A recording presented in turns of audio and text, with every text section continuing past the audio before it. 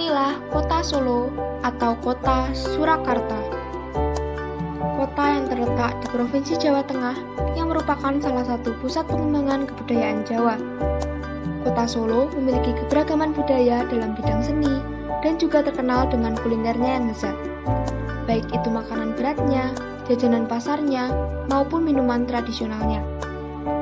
Maka, kami mengambil tema makanan dan minuman tradisional khas Solo. Salah satu destinasi wisata kuliner di kota Solo adalah Pasar Gede. Pasar Gede Harjonagoro adalah pasar terbesar dan terlengkap di kota Surakarta. Pasar ini terletak di antara Jalan Jenderal Sudirman dan Jalan Pasar Gede. Di sini kami menemukan banyak sekali makanan dan minuman tradisional khas Solo. Salah satu jajanan pasar yang kami temui adalah lenjongan. Di kios ini kami melihat banyak sekali komponen dari lenjongan. Kios ini adalah milik Yusum, salah satu penjual lenjongan yang terkenal di Pasar Gede. Lenjongan merupakan istilah dari bermacam-macam jajanan pasar di Solo. Dan hampir semua komponennya itu terbuat dari singkong. Harga seporsi lenjongan adalah Rp5.000. Cukup murah bukan? Kami berkesempatan berkunjung ke rumah Yusum untuk melihat dan merekam proses pembuatan lenjongan sekitar jam 4 pagi.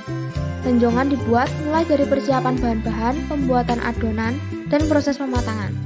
Mempersiapkan bahannya dari sore hari, kemudian subuhnya untuk membuat lenjongan. Pembuatannya pun tidak mudah karena harus mengeluarkan banyak waktu dan tenaga. Kemudian dibawa ke pasar untuk dijual sekitar jam 5 pagi. Lenjongan dikenal sekitar tahun 1900-an. Saat penjajahan, mereka mengolah singkong menjadi aneka makanan. Awalnya, lenjongan bernama nenjongan, yang kemudian berubah menjadi lenjongan. Cita rasanya ini manis, teksturnya kenyal, dan sedikit gurih dari kelapa parut.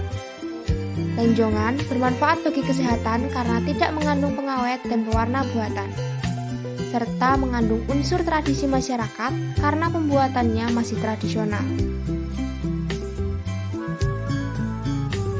Kami akan mencicipi lenjongan Solo.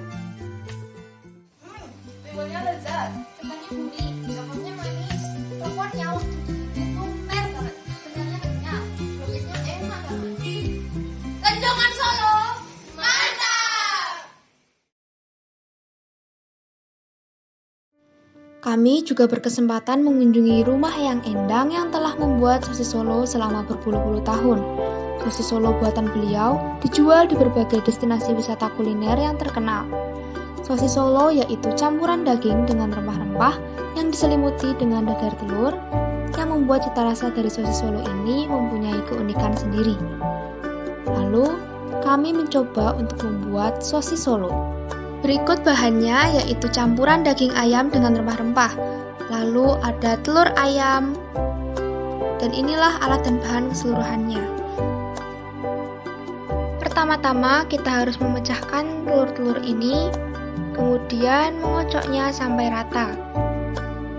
Jangan lupa berikan sedikit garam atau roiko, lalu kita mulai memasak telur dadarnya. Saat menuangnya jangan terlalu tebal dan jangan terlalu tipis. Diusahakan juga jangan berlubang. Lalu gulung campuran ayamnya dengan telur dadar. Semuanya sudah siap untuk dikukus. Tahukah kamu, makanan ini diadopsi dari sosis penjajahan Belanda yang kemudian diubah sesuai dengan bumbu dan gaya lokal masyarakat. Konon kabarnya, Kanjeng Sunan Pakubawono X sendiri yang mengubah dan meracik pertama kali loh. Nah, setelah dikukus selama 40 menit, sosis Solonya ini sudah jadi. Dan inilah hasilnya. Sosis Solo ini merupakan ciri khas Solo yang sangat lezat. Lanjut ke makanan tradisional lainnya. Kami mengunjungi Serabi Notosuman Nyonya Lydia. Perusahaan serabi yang terkenal ini terletak di daerah Notosuman, Surakarta. terbuat dari tepung beras, pandan, vanila, gula, santan, dan garam.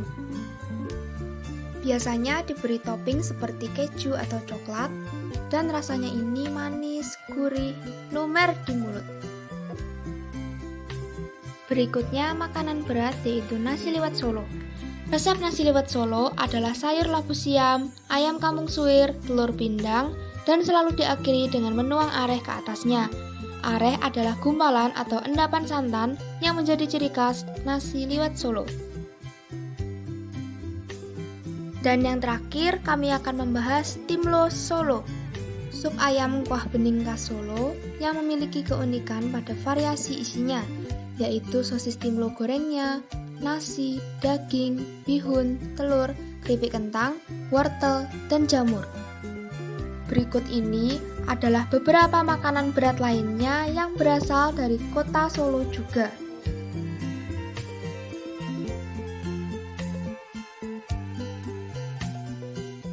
Beberapa makanan yang ditampilkan ini merupakan makanan yang terkenal dalam kuliner Solo.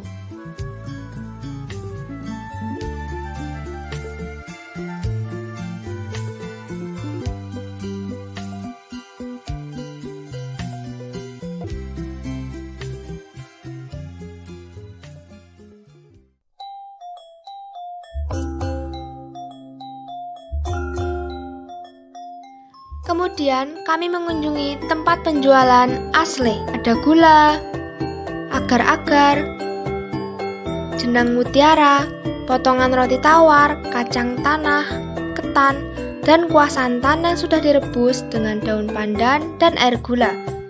Asle ini bisa divariasikan menjadi bentuk es yang dingin. Lalu kami mencoba untuk membuat wedang asle. Di sini bahan-bahannya sudah kami siapkan dan kami mulai memasaknya.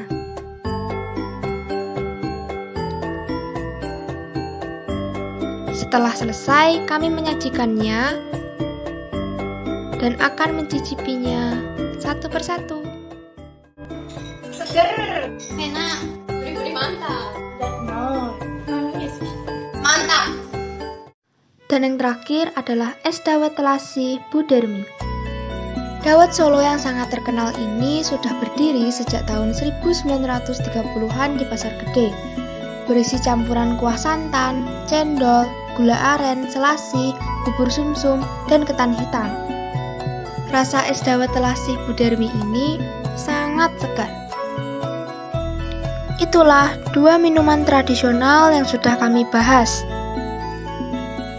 Keberagaman makanan dan minuman tradisional di masing-masing daerah Indonesia menjadi keunikan kuliner Nusantara kita. Sebagai pelajar Pancasila, sudah seharusnya para generasi muda melestarikan kebudayaan lokal. Ayo kita lestarikan kearifan budaya lokal, khususnya makanan dan minuman tradisional. Sekian informasi dari kelompok 6 kelas 10 E2. Kami memohon maaf apabila terdapat banyak kekurangan dan kesalahan.